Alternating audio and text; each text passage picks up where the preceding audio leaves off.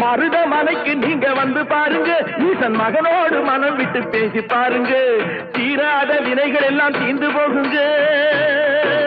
சத்தியமா சொல்லுறேன், தீராத வினைகள் எல்லாம் தீர்ந்து போகுங்க.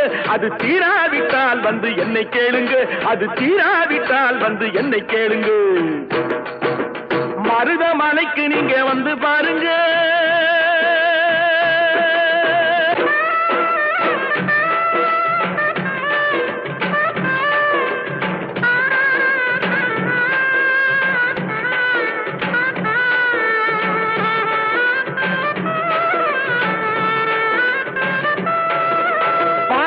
சிவனாரும் மிதிச்ச மலை, இங்கு பாம்பாட்டு சித்தர் வந்து வசிச்ச மலை.